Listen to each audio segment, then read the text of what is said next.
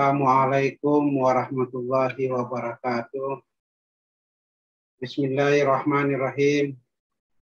Alhamdulillahilladzi tatimmus shalihat wassalatu wassalamu ala asrafil anbiya'i wal mursalin wa ala alihi wa sahbihi ajma'in.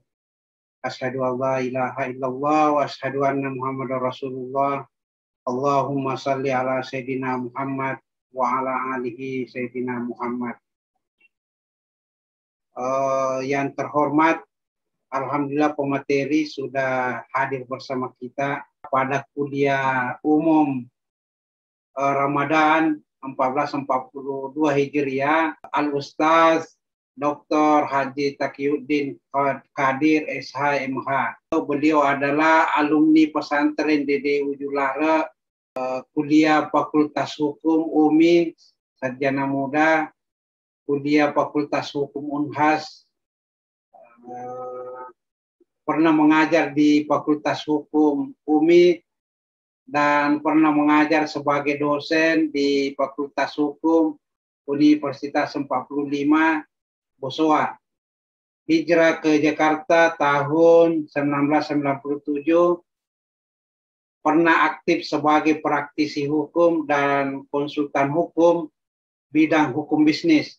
Sekarang bekerja sebagai corporation counsel di perusahaan dan mengajar di program studi pasca sarjana Universitas Jayabaya. Ya, saya kira satu kebanggaan kita selaku warga Adaria, salah satu warga DDI yang berprestasi di Jakarta. Assalamualaikum Pak Dokter.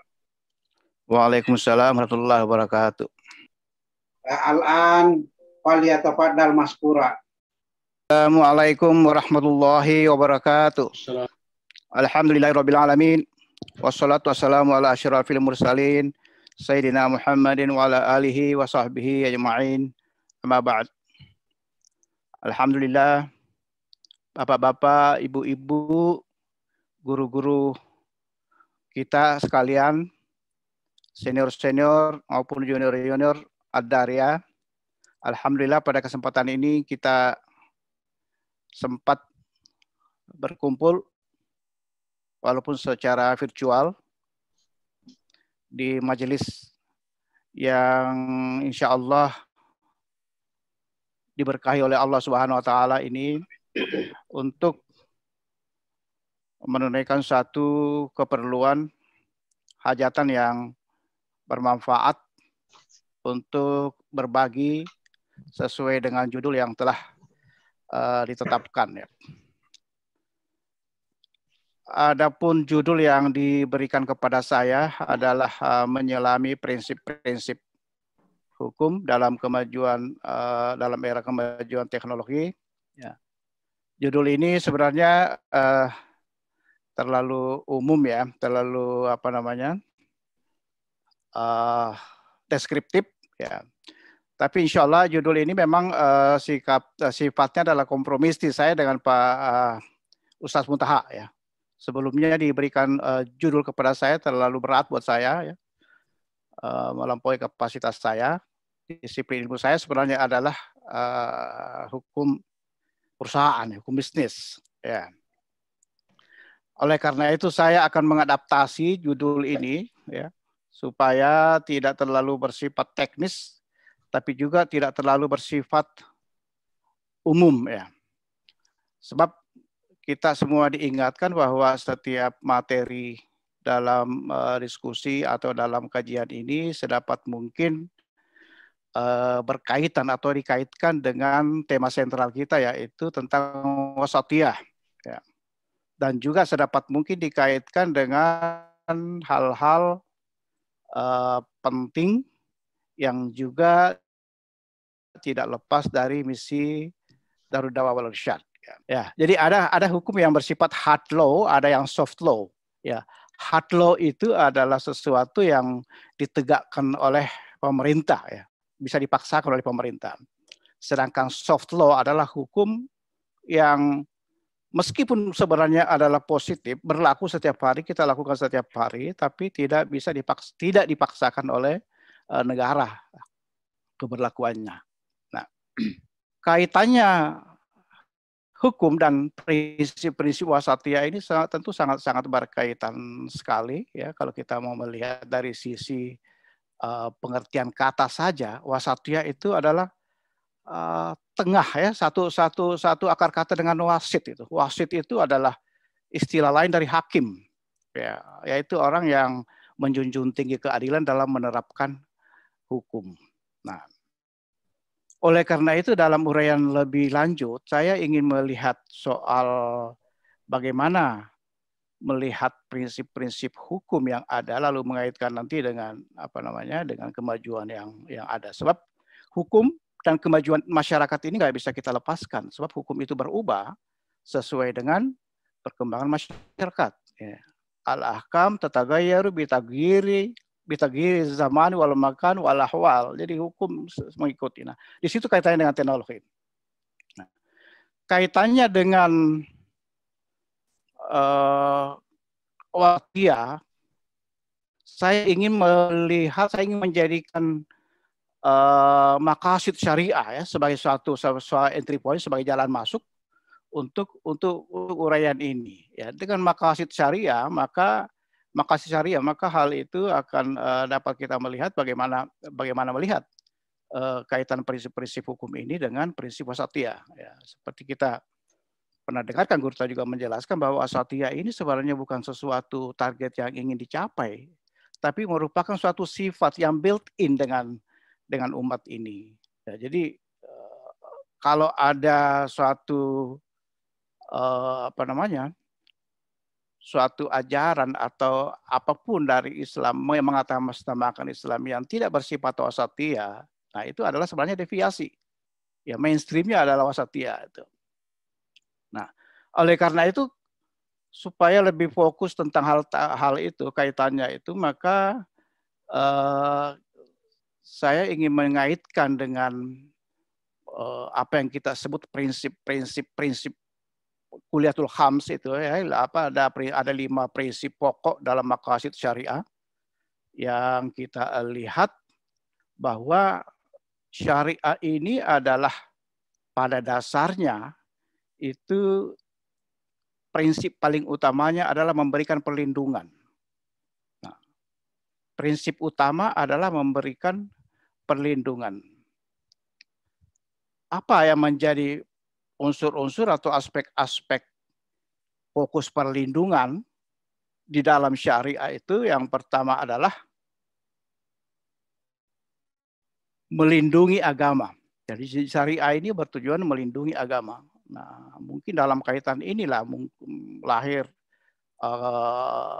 norma-norma yang berkaitan dengan larangan penodaan agama ya, dan sebagainya ya. Yang kedua adalah prinsip melindungi jiwa raga ya, atau biasa kita sebut dengan hifdzun nafs. Yang ketiga adalah prinsip perlindungan terhadap akal atau hifdzul akal. Dan yang keempat adalah prinsip untuk melindungi harta benda atau hifdzul mal. Dan yang kelima adalah prinsip untuk melindungi keturunan, hifdzun nasl. Nah, ini 5 prinsip ini sebenarnya berlaku universal ya. Meskipun ini dilahirkan oleh para ulama terdahulu. Kalau saya nggak salah, Syatibi yang bersama ulama-ulama lain di abad ke-4 Hijriah ini sudah mulai ada. Lalu dikembangkan oleh Imam Al-Ghazali. Nah, ini kalau kita lihat ini, ya, ini berlaku universal, baik di hukum agama, hukum Islam maupun hukum nasional atau hukum sekuler. Ya.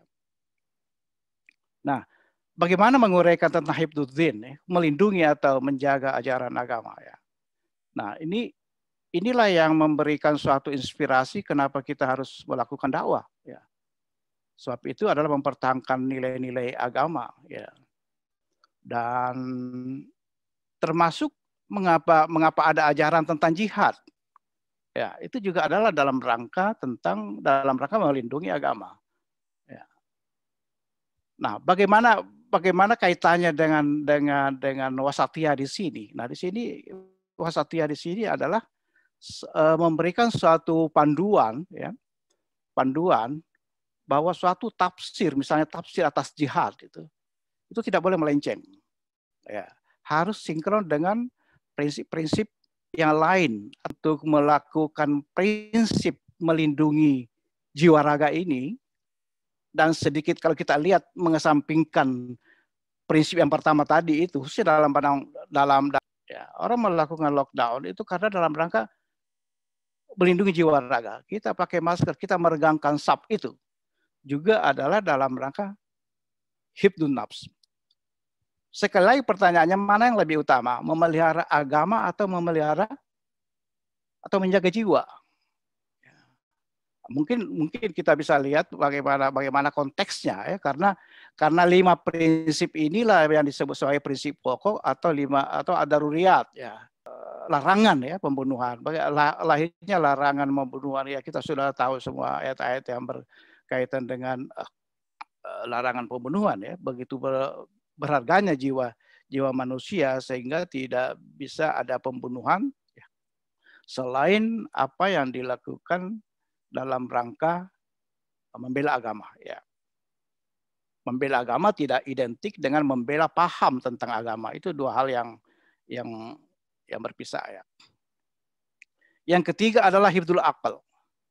Al-aql, hifdzul aql. Secara tradisional ini hifdzul aql ini melindungi akal ini ditafsirkan sebagai ilat atau alasan untuk pengharaman atas minuman-minuman yang memabukkan atau yang membuat akal terganggu atau tidak bekerja sebagaimana mestinya, ya. Seperti minum arak, minum khamar dan sebagainya, itu sesuatu yang diharamkan karena dalam rangka hifdzul aql, ya. Akan tetapi dalam perkembangan selanjutnya kita melihat bahwa hifdzul aql ini sebenarnya juga adalah termasuk, ya, apa yang kita lakukan sekarang ini. Ini adalah dalam hifdzul aql. Jadi memelihara akal kita supaya tetap bekerja, ya.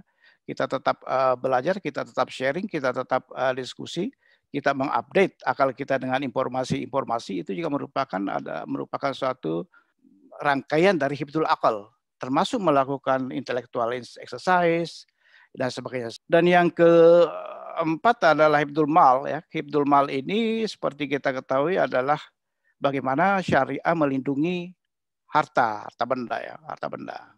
Ya, hal inilah yang menjadi yang menjadi ilat, ya, atau suatu alasan yang fundamental tentang larangan pencurian, ya, larangan penggelapan, penipuan dan sebagainya. Dan yang kelima adalah hifdzun nasl. Hifdzun nasl ini memelihara keturunan, bahwa Islam datang dengan syariah memelihara keturunan, ya. Dan ini menjadi ilat, ya. Dan ini menjadi ilat bagi larangan zina, ya. Larangan zina atau larangan menuduh orang lain berzina, karena itu sesuatu yang sangat penting, ya, yang sangat pokok sekali, ya. Nah, seperti saya katakan tadi bahwa 5 prinsip ini, ya, apabila ingin disimplifikasi seperti diajarkan oleh Imam Al-Ghazali, maka itu bisa disimplifikasi bahwa kelima prinsip ini sebenarnya bermuara kepada manafi dan masalih kepada manusia, ya. Bahkan Syekh Imam Muhammad Tahir Al-Asyuri, Nizamul Bashar juga merupakan suatu bagian dari tujuan, ya, perlindungan syariah itu. Nah, abad keempat Hijriah sebenarnya. Nah, kalau di barat itu abad ke-18 baru matang yang apa yang disebut dengan tujuan hukum, ya. Tujuan hukum maqasid syariah itu yang disimpulkan pada tiga aspek, yaitu yang pertama adalah hukum itu bertujuan untuk mencapai keadilan. Yang kedua, hukum itu bertujuan untuk mencapai kemanfaatan. Dan yang ketiga, hukum itu bertujuan untuk mencapai kepastian hukum. Nah, di maqasid syariah saya tidak menemukan ada kepastian hukum sebagai sesuatu tujuan yang mutlak. Apakah ini karena merupakan akomodasi terhadap banyaknya mazhab, ya, atau seperti apa, ya? Dan kenapa ada kepastian hukum dalam konteks hukum Barat? Ini karena dikaitkan pada otoritas negara, ya. Otoritas negara. Ya. Saya biasa berpikir bahwa mungkin ini salah satu indikasi bahwa memang tidak diarahkan, maqasid syariah ini tidak diarahkan untuk ditegakkan oleh suatu otoritas, ya, yang memiliki kedaulatan itu, karena merupakan akomodasi terhadap mazhab-mazhab, ya, atau aliran-aliran fikih yang beragam dan tetap memiliki suatu hak untuk hidup dan diamalkan, ya. Tapi itu hanya asumsi saja. Yang pasti bahwa saya tidak menemukan adanya kepastian hukum sebagai suatu maqasid syariah yang daruri sifatnya, gitu. Ya. Mungkin juga hal ini adalah masuk dalam area tafsir, misalnya karena ada ayat-ayat yang memang sudah qat'i, ya, dan ada yang mutasyabihat. Tapi apa yang disebut sebagai kepastian hukum dalam konteks ini adalah suatu kepastian dalam penegakan, ya, bukan kepastian dalam pembentukan norma, ya. Nah, itulah yang berkaitan dengan apa namanya, maqasid syariah. Jadi saya ingin memberikan suatu penekanan bahwa prinsip-prinsip yang ada dalam hukum Islam sebenarnya juga memiliki persamaan, ya, prinsip-prinsip pokok yang ada di hukum Barat, ya. Nah, saya pernah membaca suatu hasil penelitian, ya. Saya penasaran memang waktu masuk Fakultas Hukum UNAS juga sebenarnya sudah penasaran, ya. Pertama menemukan pasal 1320 KUH Perdata itu, semua orang yang belajar di Fakultas Syariah atau hukum tahu pasal 1320 tentang syarat-syarat sah perjanjian itu, ya. Para pihak yang dewasa, akil balik itu, ada kesepakatan, ada objek perjanjian yang pasti, ya. Nah, itu mengingatkan pelajaran di pesantren, ya. Belum lagi menemukan pasal tentang kalau orang pailit misalnya, ya, ingin menyita barangnya, jangan disita barang-barang yang dipakai untuk melakukan pekerjaan pencaharian. Itu kan hadis Rasul itu, ya. Juga jangan memperjanjikan hal-hal yang tidak pasti ke depan, ya. Jangan menjadikan misalnya saya mau jual pohon mangga saya tahun depan sekian harganya. Itu ijon seperti itu juga sangat tegas dilarang oleh. Dan banyak sekali, ya. Banyak sekali. Dan saya sebutkan tadi, saya pernah menemukan hasil penelitian yang menggambarkan bahwa Napoleon, ya. Jadi Napoleon ini kita kenal, ya, abad ke-19 sebagai apa namanya, peletak dasar hukum, salah satu peletak dasar hukum, ya. Napoleon Perancis ketika menjajah Mesir, ya. Mesir itu belajar hukum di sana, ya. Dia belajar fokus hukum fikih, terutama mazhab Maliki pada waktu itu. Lalu dia merumuskan hukum-hukum di sana dan membawanya ke Perancis, ya, memberlakukan di Perancis, terutama hukum-hukum muamalah yang berkaitan dengan bisnis, perjanjian-perjanjian. Lalu Perancis menjajah Belanda, maka hukum-hukum itu diberlakukan di Belanda, ya. Lalu kemudian Belanda menjajah Indonesia berdasarkan asas asas konkordans, maka hukum dari Belanda itu juga pun diberlakukan di Indonesia, ya. Khususnya hukum pada waktu itu hukum perdata, ya, tentu di luar hukum yang berkaitan dengan keluarga, ya, di mana berlaku hukum adat yang sangat jelas di situ. Nah, jadi apa yang kita terapkan di Indonesia sebenarnya pada saat ini, khususnya hukum perdata, hukum buku ketiga, hukum yang berkaitan dengan perjanjian, berkaitan dengan usaha, itu sebenarnya adalah selaras dengan hukum Islam yang dibawa oleh Napoleon ke sini, yang dibawa oleh Belanda ke sini. Nah, itulah. Jadi kenapa masyarakat Indonesia tidak memiliki resistensi, ya bahkan begitu gampang comply dengan hukum buatan kolonial itu, ya karena memang ada compatibility. Jadi ada sesuatu nilai yang nyambung itu. Ya. Sehingga secara kultural, secara adat istiadat itu gampang menyesuaikan diri. Ya. Karena hukum yang baik sebenarnya adalah hukum yang selaras dengan kultur. Ya. Dalam khasanah ilmu hukum ada disebut dengan pelembagaan ganda, ya, bahwa nilai-nilai yang ada di budaya kalau itu dijadikan hukum, norma hukum, itu jauh lebih efektif ketimbang mengimpor hukum, ya, dari luar. Nah, itu yang berkaitan dengan yang berkaitan dengan prinsip-prinsip hukum. Dan kalau kita mengaitkan semua hal tersebut dengan perkembangan teknologi juga sebenarnya ada sangat berkaitan juga, ya. Akan tetapi saya ingin memberikan beberapa catatan juga yang berkaitan dengan kemajuan teknologi, karena hukum ini juga memiliki suatu keterkaitan yang sangat erat dengan perkembangan masyarakat. Bahkan tanpa masyarakat tidak ada hukum dari perspektif hukum umum, tapi dari perspektif hukum agama, ya, di surga sudah ada hukum, padahal masih ada, baru ada Adam dan Hawa, itu sudah ada hukum, ya. Tapi kita kenal di ilmu hukum pada umumnya bahwa tidak ada hukum kalau tidak ada masyarakat, ya.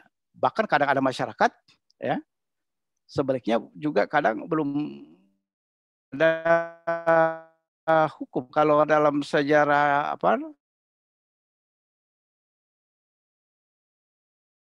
hukum pada masyarakat, ya, kita kenal juga di situ bahwa belum ada penegakan hukum yang dipaksakan, ya.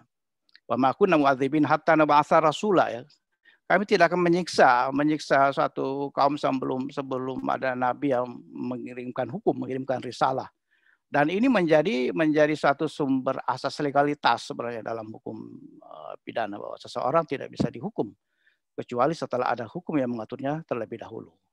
Nah, bagaimana dengan teknologi? Teknologi ini maju sedemikian pesat, khususnya yang berkaitan dengan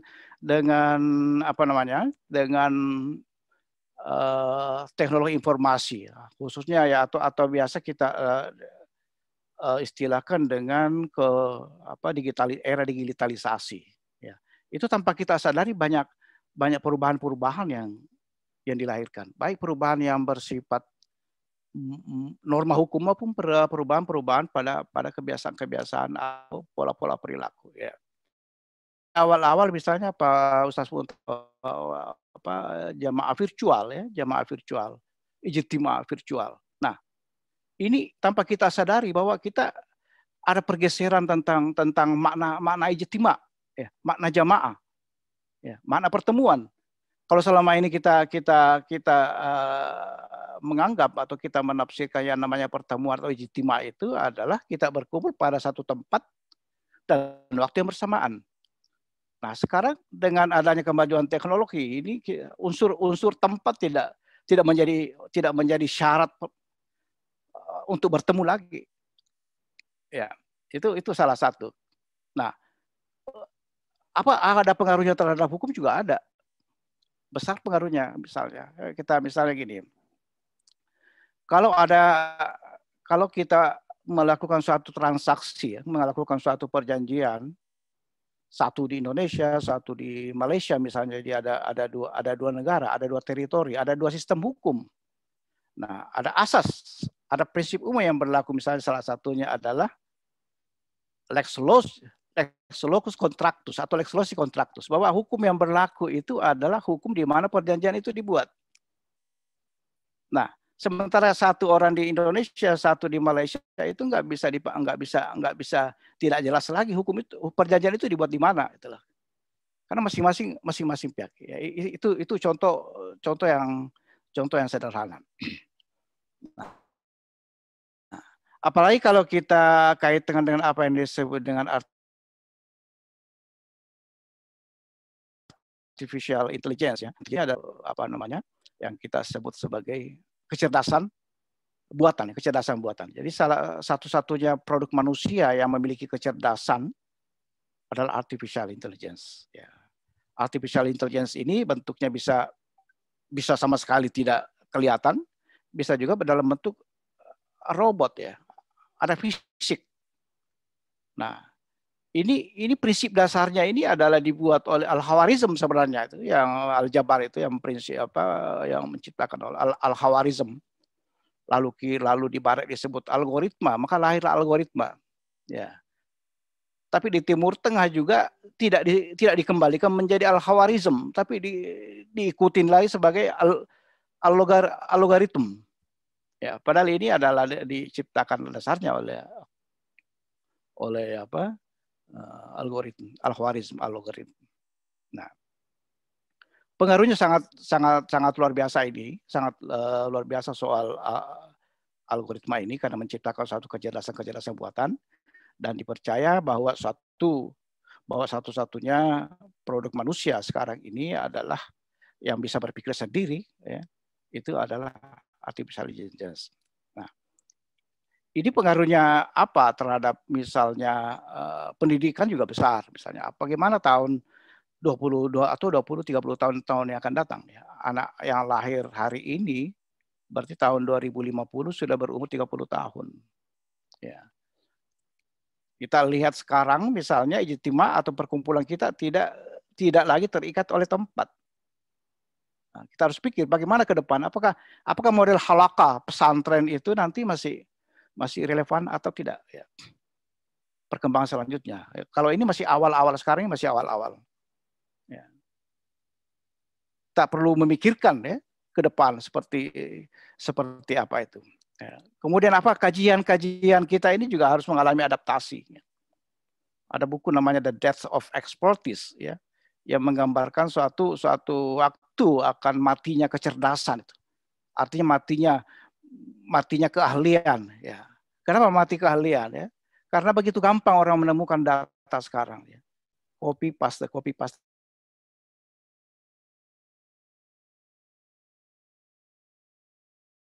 Buku ya.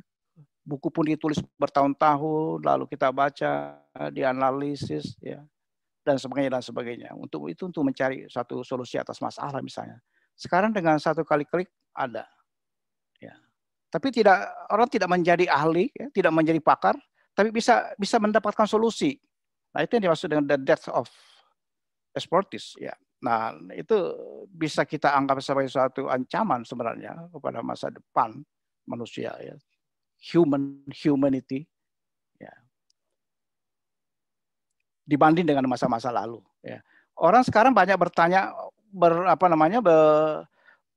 mencari jawaban juga pada algoritma. Ya.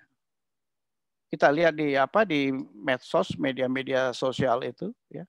Algoritma begitu gampang memprediksi. Ya.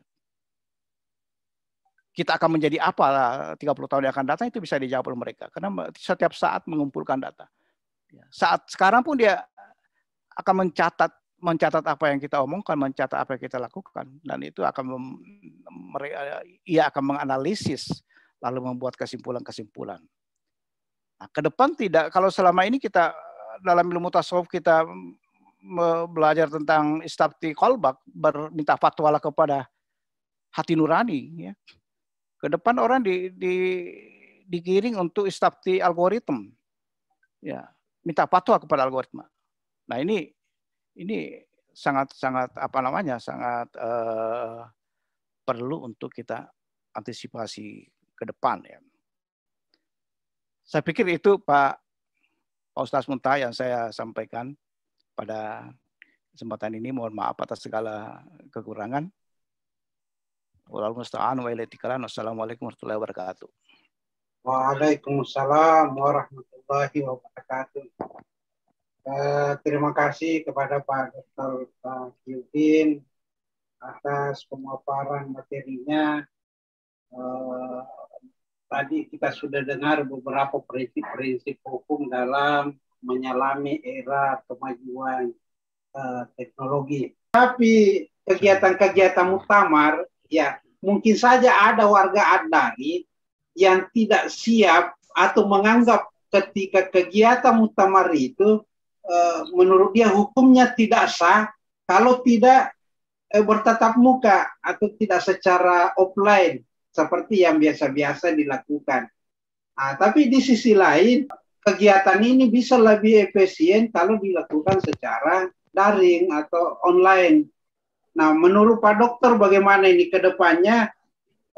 Apakah warga Adaria itu siap untuk menggugurkan kebiasaan-kebiasaannya yang harus untuk ketemu langsung, silaturahmi dengan berpelukan. Nah, sementara di sisi lain, jaga jarak, tidak boleh berpelukan. Terima kasih Pak Ustaz Muntaha. Ya, jadi memang ini, kalau saya melihat ini, apa yang terjadi sekarang ini adalah merupakan salah satu bagian dari sunnatullah. Jadi kita ini sedang diajarkan untuk tabiat baru. Ya. Awal-awalnya waktu kita mengadakan hal seperti ini melalui Zoom, itu kita rasakan sebagai sesuatu loncatan yang sangat berbeda dengan dunia fisik, ya, dengan ketemu langsung. Tapi lambat laun sekarang ini itu bedanya tinggal tipis sekali itu.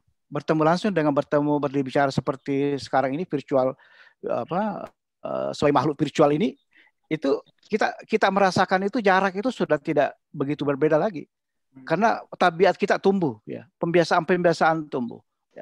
Ya, ini yang disebut dengan kebiasaan baru sebenarnya. Tapi kalau saya melihat ini memang kita sedang diajarkan oleh Tuhan, oleh Allah SWT untuk mengadaptasikan diri pada kondisi yang akan datang, yang akan baru.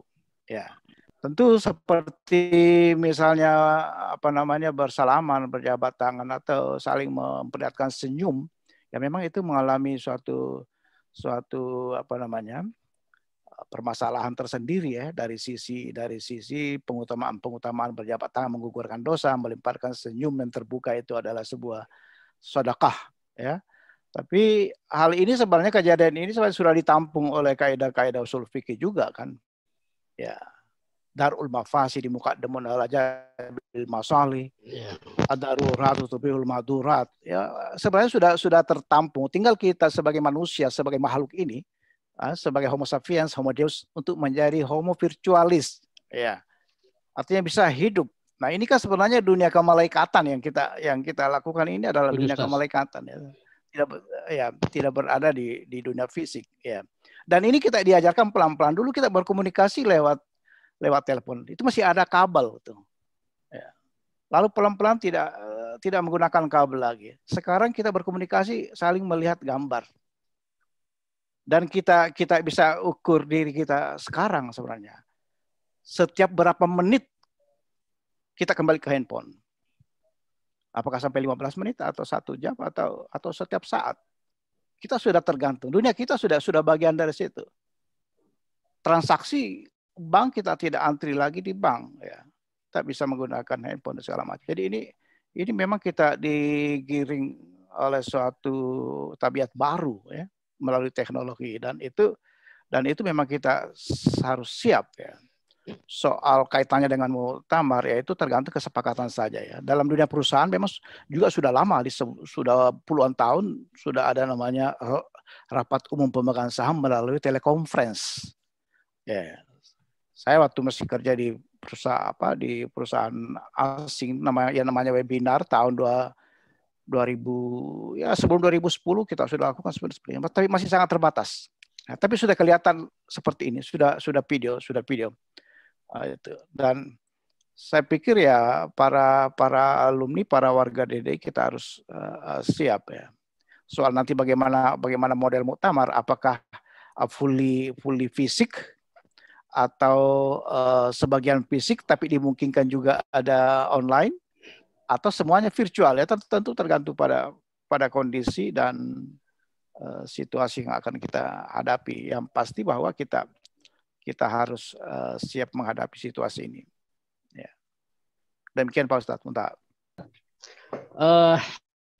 Menarik tadi itu yang disebut dengan tabiat baru, ya, new normal istilahnya, ya. Sebenarnya ini isyarat ini sudah jauh 14 abad yang lalu sudah ada isyaratkan Rasulullah SAW. Yang kita terjemahkan sekarang agak terjemahannya agak ada pergeseran terjemah di sana, sehingga itu yang menjadi baku. Kemudian kita terkesan ini hal yang baru. Ketika Rasulullah SAW, kalau kita belajar dulu di Bulughul Maram gitu ya, seperti itu ada afsyus salam ila ma'arata ila ma'alam ta'rif gitu ya. Silu arhamakum walau bis salam. Kenapa kita tidak sadari selama ini? Karena kita mengatakan ini hal yang lama, hal yang baru. Karena kita terjemahkan assalam itu jabat tangan sekarang ini. Sebenarnya jabat tangan ada sendiri bahasanya. As-safah itu kan? Safah, ya. Ada sendiri. Assalam itu ya angkat tangan. Assalamualaikum. Saat ini saya assalam kepada saudaraku Pak Profesor Taqiyuddin. Assalam itu bagian dari afsyus salam.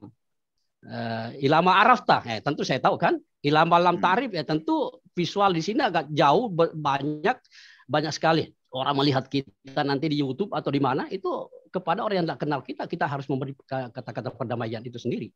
Nah itu saja Ustadz Prof. Taqiyuddin komentar. Jadi tadi yang disampaikan Pak Kiai Masud itu memang sesuatu yang memang seperti itu, benar adanya ya. Jadi al-musafih di Indonesia memang diterjemahkan salaman ya, selain dari jabat tangan itu. Jadi secara fisik salaman kita, itu, jabat tangan salaman itu, ya itu memang itu. Padahal ada hadisnya ya, silu arhamakum walau bisalam ya. Salam bukan dalam arti jabat tangan, tapi mengucapkan salam. Yang mana mengucapkan salam bisa dilakukan di dunia virtual juga sebenarnya. Ya, kita mungkin akan tumbuh adab baru dalam pertemuan virtual sebenarnya, yang apakah lebih longgar dari adab yang ada di dunia fisik atau malah lebih ketat, atau ada sesuatu yang khas itu ya.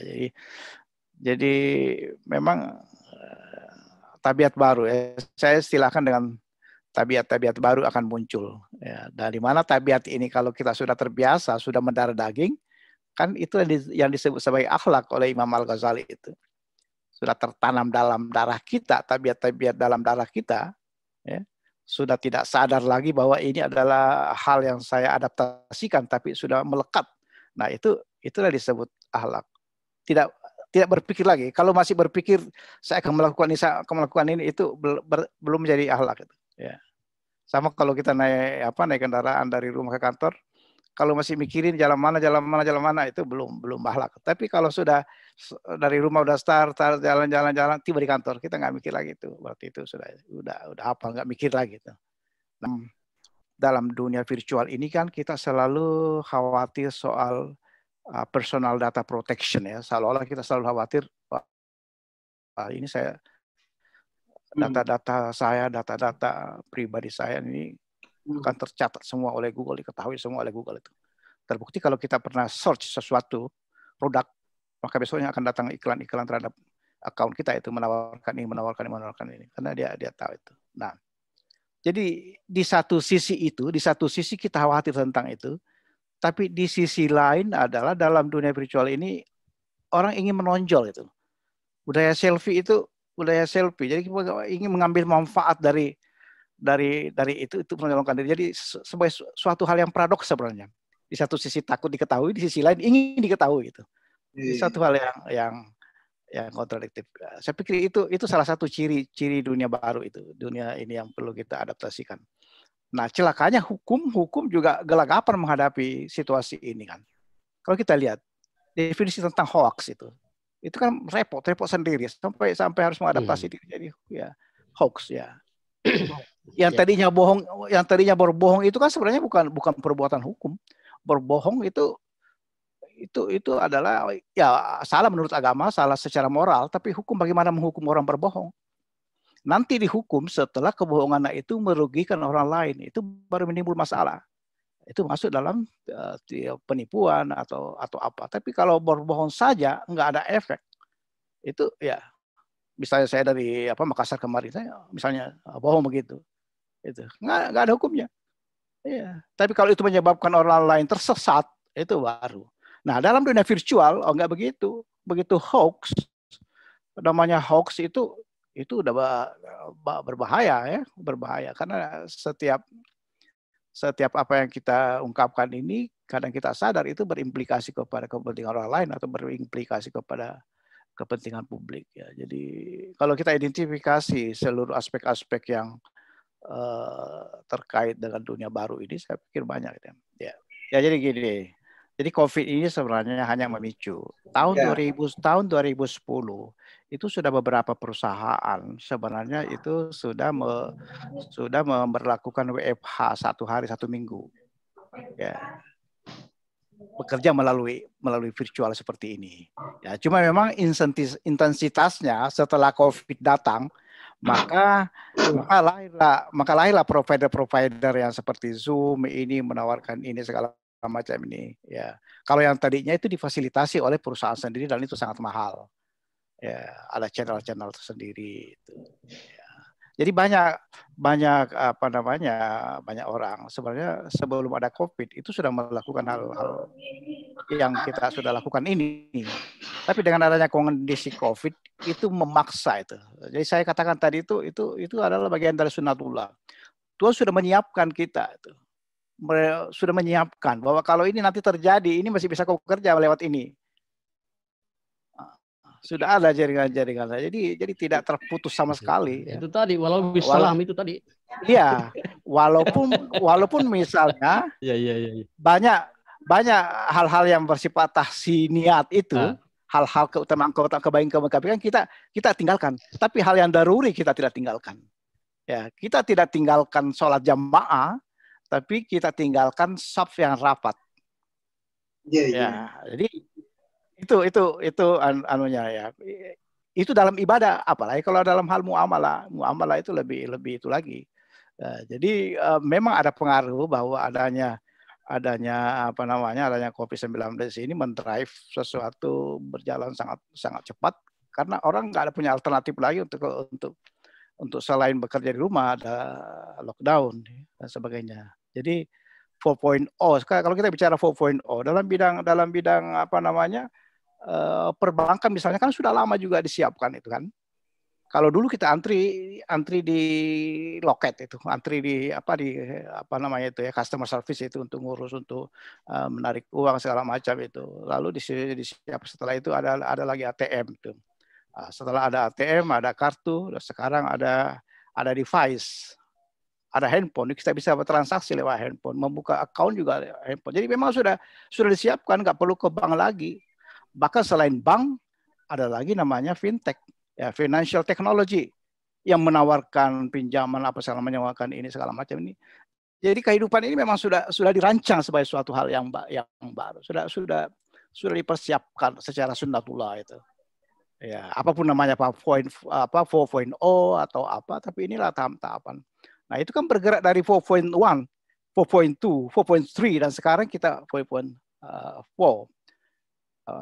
Nah, kita ini adalah generasi yang cukup karena kita mengalami periode ini, mengalami peralihan ini, mengalami main gasing di kampung, mengalami main ban sepeda, ban motor itu, dan juga mengalami pergeseran main game itu. Jadi anak-anak kita nggak begitu banyak lagi mengalami hal seperti itu. Ya. Jadi intinya adalah ya beradaptasi dan bertanya bagaimana membekali ya generasi-generasi berikut menghadapi ini, karena nggak ada komparisinya. Kalau kita ini ada komparisi karena kita hidup dalam dunia ya, dunia nyata dan dunia lain gitu. Pak Prof Marilang. Ini saya tidak. Assalamualaikum warahmatullahi wabarakatuh. Waalaikumsalam. Dari tadi saya ikuti ini karena di WA atau disosialisasikan bahwa guru saya akan ceramah. Saya akan berguru terus sampai akhir hayat saya dengan guru saya ini, Pak Profesor Dr. Taqiyuddin. Dia yang mau kader saya ini. Nah, ini sekarang ini kalau teori tentang digitalisasi hukum, sekarang sudah ada memang pakar yang sudah menggugat teorinya law recruitment, bahwa teori sistem hukum dari law recruitment itu bukan hanya dari 3 unsur, 3 bagian, yaitu substansi hukum, struktur hukum, dan kultur hukum. Tetapi juga satu bagian diantaranya yang baru muncul adalah hukum digital. Dan ini sudah konsen di negara-negara maju seperti Amerika, mereka tidak butuh lagi teks manual. Mereka satu klik saja dia dapat semua undang-undang, dia dapat keputusan dan sebagainya. Jadi pakar itu membangun suatu teori untuk membantah teorinya Friedman. Tetapi bukan itu yang saya mau tanyakan. Yang saya mau tanyakan ini yang kasus konkret. Karena sudah 20 tahun lebih saya mengajar tentang hukum acara perdata, utamanya tentang pembuktian. Nah, salah satu pembuktian yang kekuatannya sangat kuat atau sempurna adalah akta yang dibuat oleh pejabat yang berwenang. Tetapi yang dikenal dalam hukum acara atau dalam undang-undang, akta itu harus ditandatangani secara tanda tangan basah. Sekarang pertanyaannya, bagaimana kekuatan hukum, kekuatan hukum pembuktian suatu akta yang dibuat oleh pejabat dengan tanda tangan scan. Ini bagaimana kekuatan hukumnya? Dan di UIN memusingkan, semua orang tanya saya, bagaimana ini pemerintahan, tanda tangan rektor, tanda tangan dekan, tanda tangan pejabat, pembimbing, penguji, di scan. Bagaimana nanti kalau ada orang periksa skripsinya skripsinya S1, S2, S3, lalu dia mengatakan, apakah saya ini disertasi? Apakah saya ini ternyata tanda tangannya di scan, bukan asli. Dan hanya tanda tangan asli itu kaitannya dengan tanda tangan pejabat yang memiliki kekuatan hukum yang sangat kuat. Nah, akibat teknologi yang maju, sekarang main scan semua orang. Bagaimana ini guru saya? Bagaimana kekuatan hukumnya ini? Ya, saya kira itu Pak Muntaha. Jadi Pak Marilang ini sebenarnya sudah tahu jawabannya itu. Hanya ingin memperdengarkan saja jawaban itu. Ya. Saya khawatir kalau kita beda pendapat, baru guru saya benar pendapatnya. Pak Prof Marilang ini adalah teman seperjuangan saya. Saya udah kenal di tahun 83 mungkin ya, di Fakultas Hukum Unhas. 84 ya. Kita merintis suatu organisasi ekstra di sana ya. Bagian dari perjuangan juga. Perjuangan Adaria. Jadi Pak Marilang ini meskipun nggak sekolah di DDI, tapi saya sejak itu saya mengenal beliau berdarah DDI sebenarnya. Ya, begitu gampang berinteraksi ya dengan. Bukan, nenek saya, keluarga saya orang DDI semua. Oh, apalagi itu. Ya. Ya, jadi memang soal autentisitas tanda digital signature kita memang masih lemah, masih rentan terhadap pemalsuan. Ya. Karena picture itu bisa diambil, ya, scan itu. Ya, tapi suatu waktu kalau teknologi kita sudah semakin kuat, ya, sudah memberikan proteksi, perlindungan yang sama dengan tanda tangan otentik ya, di akta itu atau di skripsi atau di disertasi itu, saya pikir itu suatu hal yang memiliki kekuatan yang sama dengan yang tanda tangan basah istilahnya ya, tanda tangan basah ya. Kalau selama ini dalam praktik biasanya ya, dalam praktik memang dalam proses kecuali untuk ijazah atau beberapa perguruan tinggi itu yang penting ada backup berita acaranya itu sudah ditandatangan oleh ini, sudah ditandatangan oleh ini. Ya, tapi kalau tanda tangan itu sendiri, apalagi kalau di pengadilan ya memang itu kita saya pikir belum sempurna lah untuk sebagai suatu otentisitas yang sama dengan tanda tangan itu. Ya, dalam dunia konotariatan juga seperti itu sebenarnya. Ya, dalam dunia konotariatan juga itu. Jadi mungkin suatu waktu ya. Ya, jadi memang perkembangan ini masih berjalan terus ya. Bukan hanya soal big data ya, karena salah satu ciri khas digitalisasi ini adalah database. Satu kali kita klik semua kitab-kitab keluar, semua regulasi muncul ya. Dan di salah satu negara bagian di Amerika Serikat juga sudah memperkenalkan virtual code itu ya, digitalisasi. Jadi suatu perkara ya, kasus hukum dimajukan masukkan ke suatu proses artificial intelligence, ya, diperiksa oleh yang manusia buatan itu, ya, kecerdasan buatan, ya, dan dipercaya hasilnya, keputusannya itu dipercaya lebih adil daripada yang dilakukan oleh manusia itu. Nah itu mungkin karena nggak ada kecenderungan lain itu. Ya, jadi apa yang disampaikan oleh Pak Dr. Marilan tadi, ya memang kita on the way ke arah itu. Ya, on the way ke arah itu. Ya. Saya pikir itu komentar saya. Kita mendengarkan doa penutup oleh Kiai Haji Masud Arif SMA. Kepada Pak Kiai. Al-Fatihah. A'udzubillahi minasyaitonir rajim. إياك نعبد وإياك نستعين اهدنا الصراط المستقيم صراط الذين أنعمت عليهم